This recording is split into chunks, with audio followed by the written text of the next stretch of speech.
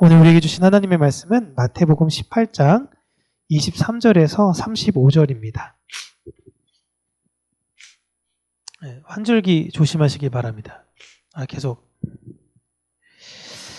마태복음 18장 23절에서 35절 우리 함께 읽겠습니다. 그러므로 천국은 그 종들과 결산하려 하던 어떤 임금과 같으니 결산할 때에 10,000달란트 빚진 자 하나를 데려오매 갚을 것이 없는지라 주인이 명하여 그 몸과 아내와 자식들과 모든 소유를 다 팔아 갚게 하라 하니 그 종이 엎드려 절하며 이르되 내게 참으소서 다 갚으리이다 하거늘 그 종이 주인이 불쌍히 여겨 놓아 보내매 그 빚을 탕감하여 주었더니 그 종이 나가서 자기에게 100데나리온 빚진 동료 한 사람을 만나 붙들어 목을 잡고 이르되 빚을 갚으라 하매 그 동료가 엎드려 간구하여 이르되 나에게 참아 주소서 갚으리이다 하되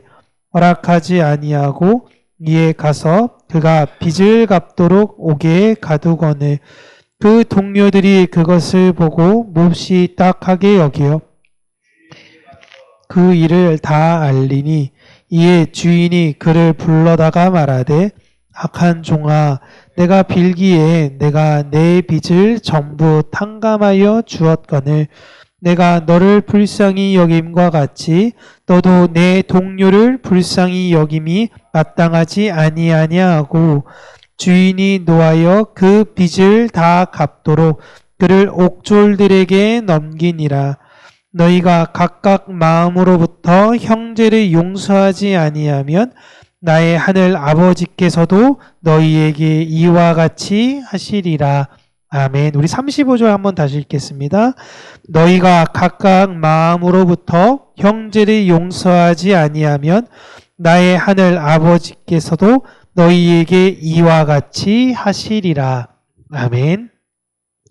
35절이 특별히 우리에게 주시는 말씀은 굉장히 무겁습니다. 누군가를 용서하는데 어디에서부터 용서하라 라고 이야기하냐면 그냥 선생님이 너랑 싸웠으니까 자 손잡고 화해해. 그럼 선생님이 그러니까 그냥 마지못해 손잡고 화해하는 이런 장면이 아니에요. 마음으로부터 형제를 용서하지 아니하면 하나님이 너희를 용서하지 않을 것이다 라고 이야기를 합니다. 마음에서부터 이걸 출발하라 라고 이야기를 하죠.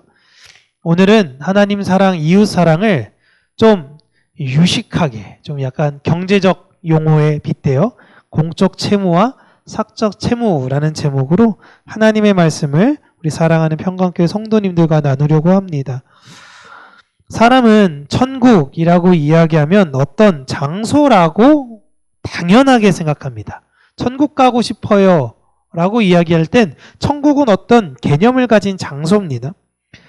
18장에서 천국은 어린아이들이 가는 곳이라고 예수님께서 말씀하시니 천국이라는 곳에 들어가려면 어떤 사람이 되어야 되겠구나 라고만 생각을 합니다.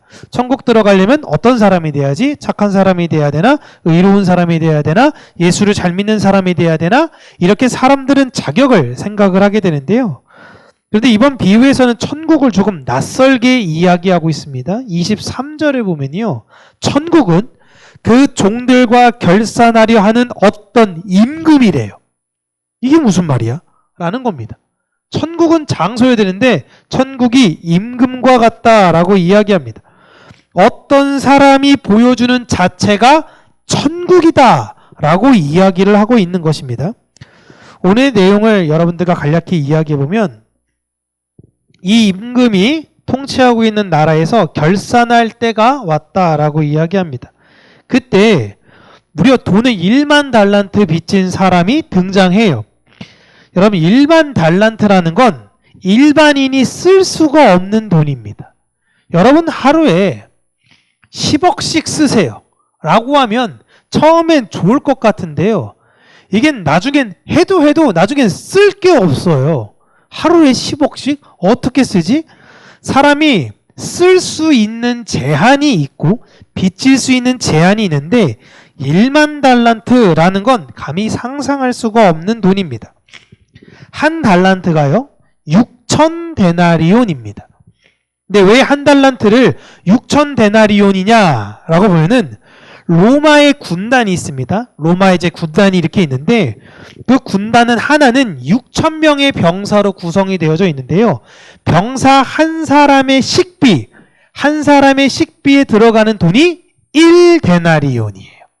그러니까 6,000데나리온이 필요한 겁니다. 그래서 이 경비를 6,000데나리온이라고 하긴 그러니까 그냥 1달란트라고 표현을 한 겁니다. 계산해 보면 한 달에 한 군단이 30달란트를 씁니다. 예수님 당시에 로마 군대가 약 30개가 있었어요. 모든 군단, 로마에 있는 전 세계에 흩어져 있는 모든 군단이 쓰는 비용을 1년에 계산하면 1만 달란트가 나와요. 즉 예수님은 로마 군대의 1년 군사비 지출에 대한 내용을 빗대어 말씀하신 것입니다. 여러분 미국이라는 나라의 별명이 무엇이냐면요. 천조국이었어요. 천조국. 저는 이게 무슨 말인지 잘 몰랐습니다. 천조국? 뭐 하늘과 같다는 건가? 그게 아니라 미국이 잘 나갔을 때 1년 국방 예산이 1천조였어요. 1천조. 국방 예산만. 우리나라 전체 예산이 1,500조, 600조 막 이러고 있는데 국방비로만 1,000조로 쓰는 국가였습니다. 지금은 그렇게 되진 않죠. 로마 제국이 국방비로만 1만 달란트 쓰는 나라예요. 1년에. 이런 거대한 나라에서 이 정도의 큰 금액을 횡령하거나 빚을 져서 못 갚을 수 있는 사람은 로마의 군대에서도 아주 높은 지위에 있는 사람만 가능한 것입니다. 성경에서는 이게 어떻게 빚졌는지에 대해서는 나와 있지 않고 역사 속에서도 나와 있지는 않아요. 제가 이렇게 열심히 찾아봤는데 저는 아직 물론 다른 나라의 그 언어로 된 건 제가 찾아보지는 못했는데요. 거기에는 나와 있진 않지만 물론 당시에 엄청난 횡령 사건이 있었을 수도 있습니다. 그런데 어쨌든 이 사람이 이 1만 달란트 자체로는 제대로 해결하지 못했으니까 다시 토해내야 되는 상황이 되었어요. 이것은 그 사람이 진 공적 채무였습니다. 그렇게 그는 이 공적 채무를 다 갚지 못해 그의 모든 재산이 다 압류되려고 하는 순간 임금이 자신 앞에서 빌고 있는 이 사람의 모습을 보니까 그동안 했던 것도 있고 여러 가지 모습이 안타까워서 그냥 채무를 탕감해 줍니다. 뭐 그럴 수 있지라는 겁니다. 그렇게 용서를 받은 사람이 이제 자유의 몸으로 밖에 나와서는 자신에게 100데나리온을 빚진 사적 채무자를 만나게 돼요. 자신과 동일한 상황이 생겼는데 이제 그 사람도 임금 앞에서 빌었던 자기처럼 한 번만 좀 봐주고 좀 기간을 달라라고 부탁을 합니다. 그런데 이번에 이 사람은 채무자를 자신의 집 감옥에 가두어 버립니다. 자신의 집에 감옥이 있다라는 걸 놓고 볼 땐 굉장히 지위가 높은 사람인 것이죠. 그것을 본 다른 동료들이 이 사람을 임금에게 고발합니다. 그래서 이 사람이 다시 임금에게 불려가 이 사람이 가지고 있는 모든 재산이라는 재산은 다 빼앗기게 되고 공적 채무에 대한 책임을 임금이 발동시킵니다. 너 다 갚아야 돼 라는 거예요. 이게 오늘의 비유입니다. 그런데 이게 천국의 모습이래요. 이게 도대체 뭐냐라는 겁니다. 천국은 공적 채무가 없는 사람들이 들어가는 곳이라고 우리는 생각할 수 있어요. 그런데 공적 채무를 용서받아요. 그런데 사적 채무를 이행하지 않는 사람들은 그 공적 채무에 대한 빚을 가지고 살아야 한다라는 것을 예수님께서 말씀하신 겁니다. 그러니까 제가 괜히 어렵게 이야기하지만 하나님의 사랑과 그 은혜를 받은 사람들이 이웃사랑을 제대로 하지 못할 경우는 하나님께 받은 그 사랑에 대한 그 모든 것들이 마치 취소될 수 있는 것처럼 보여지는 거예요. 여러분, 예수님께서 이 비유를 하는 대상들은 유대인들입니다. 그들은요, 자신은 하나님의 백성이라고 생각을 했어요. 그래서 자신들에게는 애시당초 태어날 때부터 공적 채무가 없다고 생각하는 사람들이에요. 유대인들은 그냥 자신들은 자연스럽게 죽고 나면 하나님의 백성으로 살다 하나님의 백성으로 죽는다고 생각했던 사람입니다.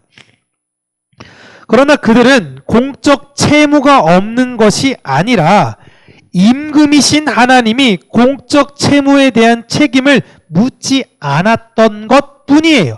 그러니까 이방인이나 유대인이나 하나님 보시기엔 똑같은 사람들인 거예요. 임금이 그들에게 원했던 것은 내가 너희들에게 이런 빚을 탕감해 주었으니 용서를 받았으니 다른 이들을 가서 용서를 전해라 라는 것이었습니다. 즉 하나님 사랑을 받은 자로서 하나님을 아는 자로서 이웃을 온전히 사랑하라 라는 의미였는데 그들은 그 책임을 다하지 않았습니다. 그래서 하나님께서는 임금은 너희들에게 이제 더 이상 그 일들을 사적 채무자들을 변제하는 일들을 맡기지 않겠다라는 예수님의 경고의 비유예요. 이해되시나요? 이제 유대인 너희들에게 갔던 하나님의 긍휼과 은총과 사랑을 너희들에게서 거두고 너희들은 감옥에 가둬버리겠다라는 거예요. 사람들이 하나님과의 관계에서는 용서를 받았다고 하면 사실 모든 것이 끝났다라고 생각하는 신앙인들이 많이 있습니다. 나 하나님한테 용서받았어요. 그러니까 모든 게 다 만사 오케이라는 겁니다. 그런데 공적 채무로 자유함을 얻은 자들은요, 이거는 그냥 의무적인 것입니다. 산적 채무자에게 긍휼을 보여야 하는 거예요. 유대인들은 자신들만 구원받는 사람들이라고 착각을 했습니다. 그래서 다른 사람들을 볼 때에 그들을 판단하고 그들과 거리를 두었어요. 그런데 임금이신 하나님께서는 유대인들을 부르셨던 애시당초의 목적은 너희를 거룩하게 만들려는 이유는 내가 너희를 사랑하며 너희를 거룩하며 용서했던 것처럼 너희도 다른 사람들을 용서해 주기를 바랬던 거예요. 그런데 유대인들은 이방인들을 용서하기는커녕 철저하게 무시했습니다. 그 결과 유대인들이 자신이 가진 모든 것들을 다 빼앗기게 되었어요. 성경의 역사를 쭉 보세요. 유대인들이 망했던 시기를 보면요, 이들이 왜 망했느냐? 하나님의 말씀을 오해하고 하나님의 긍휼과 사랑을 제대로 이행하지 않았기 때문에 그렇습니다. 철저하게 자신의 이익만을 위해 살아가고 다른 이들을 무시하며 배격하다가 망하게 되었어요. 그래도 그동안에는 유대인들을 통해 하나님의 뜻을 이 세상에 전하셨지만 이제는 더 이상 유대인 너희들이 아닌 너희들은 공적 채무를 다 다른 이들이 갚을 때까지는 옥에 가두어 버리겠다라고 하신 것입니다. 그래서 더 이상 복음은 유대인들을 통해서 흐르지 않게 되었어요. 이젠 교회가 이 유대인들이 했던 역할을 이어받아서 이 세상에서 하나님의 복음을 전하는 일들을 하고 있는 시대가 되었습니다. 그렇다면 이제 교회가 생각해 봐야 되는 것은 우리가 혹시 그런 유대인들과 같은 잘못은 하고 있는 것은 아닌가라는 겁니다. 이걸 사도 바울이 로마 교회에 똑같이 경고하고 있어요. 로마서 11장 20절 21절 같이 있습니다. 옳도다 그들은 믿지 아니함으로 꺾이고 너는 믿음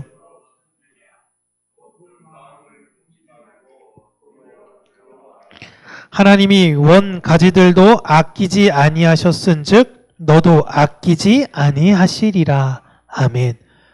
높은 마음을 품지 말고 도리어 두려워하라. 너희들을 공적 채무에서 자유케 하신 그 이유를 알고 하나님께서 우리에게 맡기신 바 그 사명대로 두려움 가운데 살아라 라는 겁니다. 하나님이 유대인들을 옥에 가두셨던 것처럼 너희들도 가둘 수 있으시다 라는 걸 로마 교회에게 경고하고 있는 거예요. 지금 교회가 마치 유대인들처럼 공적 채무를 다 탕감받았지만 이웃을 전혀 사랑하지 않는 모습을 사실 이 한국교회는 지금 보이고 있는 것 같아요. 그 결과 한국교회가 지금 어떤 길로 우리가 지금 가고 있는지를 여실히 보고 있습니다. 세상에서 교회를 존중하고 교회를 사랑하며 교회를 인정하고 있나요? 아니면 세상에서 교회를 볼 때 멸시하고 조롱하고 있습니까? 요즘은 너무 가슴 아픈 내용들도 많이 보고 있어요. 어떤 분이 그런 이야기를 하더라고요. 나는 교회는 다니지 않습니다. 하나님을 믿지는 않지만 제가 날마다 묵상하는 건 산상수훈을 묵상하고 있대요. 너무 좋대요. 야, 기가 막히죠? 마음이 가난한 자는 복이 있나니. 한번 뭐 얘기하는 거 보면서 이 뭐야 이거 대단한데? 라고 막 생각을 하는 거예요. 그 사람들은 예수는 옳다. 하나님은 계실 수 있다. 예수는 맞는 것 같다. 그런데 교회는 아니다. 라고 이야기를 하고 있는 안타까움이 있습니다. 한국교회도 유대인들처럼 사적 채무에 관한 문제로 공적 채무자로서의 역할을 하지 못해 끝날 수 있습니다. 이걸 많은 부흥사분들께서는 촛대를 옮길 것이다 라고 이야기를 하죠. 한국교회에게 하나님께서 부어주셨던 놀라운 부흥의 역사, 다른 나라는 단 한 번 경험하기도 힘들었던 그 부흥의 역사가 100년 안에 도대체 몇 번을 부어주신지를 몰랐는데 그 모든 은혜를 잊어버리고 사적 채무자를 향해서 이 세상에서 더 이기적으로 살아가려는 한국교회는 진짜 공적 채무자로서의 역할이 끝나버릴 수도 있어요. 교회의 역할은 우리가 복음을 지키겠다라는 것이 아닙니다. 그냥 이웃을 사랑하는 것이 우리의 역할인 것입니다. 사랑하는 자들아, 우리가 서로 사랑하자. 하나님은 사랑이십니다. 여러분 사랑하면서 사십시오. 교회요, 복음을 지키겠다라고 주장하는 것이 아닌 일상생활에서 사랑하면서 사세요. 내가 오늘 만나는 사적 채무자들을 향해 그들을 긍휼히 여길 수 있는 그 마음을 주시고, 때로는 내가 힘들어서 여러 가지 그들을 강팍하게 할 수 있을지언정 다시금 하나님께 용서를 구하며 내 주변에 있는 사람들을 사랑하는 사람이 되게 해주세요. 이게 모든 사도들의 서신의 내용들입니다.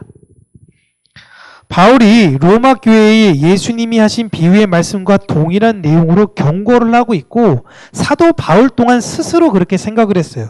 고린도전서 15장 31절을 보면요. 형제들아 내가 그리스도 예수, 이거 없는 거예요. 형제들아 내가 그리스도 예수 우리 주 안에서 가진 바 너희에 대한 나의 자랑을 두고 단언하노니 나는 날마다 죽노라. 사도 바울이 고백하는 겁니다. 유대인인 나, 이방인의 사도로 부름받은 나도 하나님이 공적 채무자로서의 그 자격을 박탈하실 수 있다. 하나님 마음이다. 물론 우리 하나님은 그렇게 변덕이 죽을 듯 하는 분이 아니지만 하나님이 그렇게 한다면 그냥 그렇게 하는 거다. 그렇게 나는 오늘도 다른 이들을 사랑하기 위해 하나님의 말씀을 붙들기 위해 나는 오늘도 죽을 것이다. 라고 이야기를 합니다. 바울은 한 개인으로서 끊임없이 이것을 적용했어요. 그래서 고린도서 9장 27절에도 이야기하지 않습니까? 함께 읽을게요. 내가 내 몸을 쳐 복종하게 함은 내가 남에게 전파한 후에 자신이 도리어 버림을 당할까 두려워함이로다. 아멘. 얼마나 교회에 이런 사람들이 많이 있습니까? 내가 전도해서 왔는데 전도한 사람은 이게 진짜 진리구나 라고 해서 교회에 뿌리 깊게 남아가지고 그 안에서 직분도 받고 막 그렇게 가정 안에서 이제 다 모든 가족 구성원들이 구원받고 이런 가정이 있는가 하면 전도했던 그 친구는 지금 뭐해? 세상과 연락하면서 행복하게 살아가는 그런 케이스들 우리 주변에서 너무 많이 보지 않습니까? 네?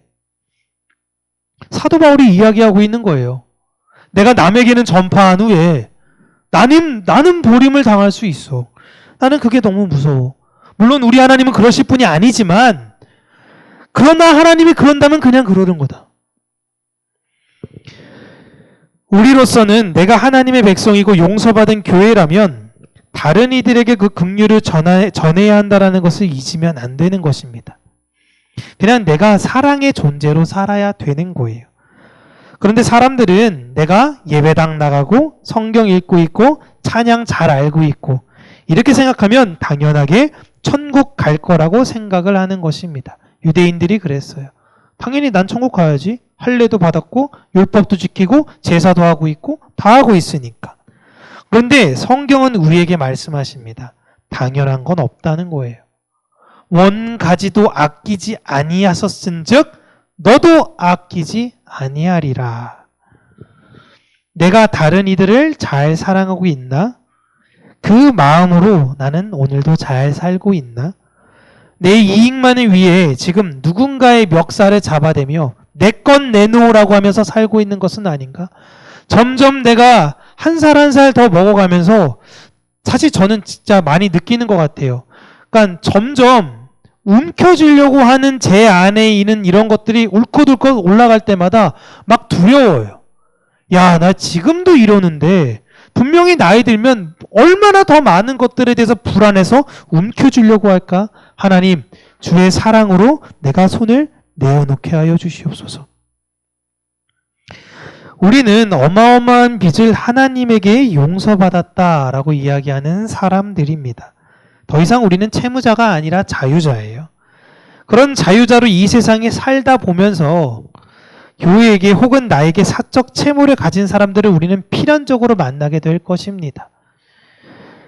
사적 채무라는 것은 실제 돈을 빚지고 이걸 넘어서서 하나님의 긍휼 자체를 모르는 사람들을 말해요. 그때 우리가 해야 하는 것은 그들에게 따뜻한 사람이 되어야 한다라는 것입니다. 때로는 내가 좀 넉넉하게 있다면 그들에게 베풀 수 있는 것이고, 때로는 내가 알고 있다는 지식이 있다면 꼭 돈을 받고 무언가 하는 것이 아니라 그들을 위해서 내가 베풀어 줄 수 있는 그런 것이 있고, 하나님에게 우리에게 거저 주신 그 은사가 있는데 그 은사대로 하나님의 값없이 받은 은사를 값없이 흘려줄 수 있는 그러한 사랑의 도구들로 저와 여러분들이 이 세상의 공적 채무자의 역할을 잘 감당하게 되시길 주님의 이름으로 축복합니다. 기도하겠습니다. 살아계신 하나님 아버지,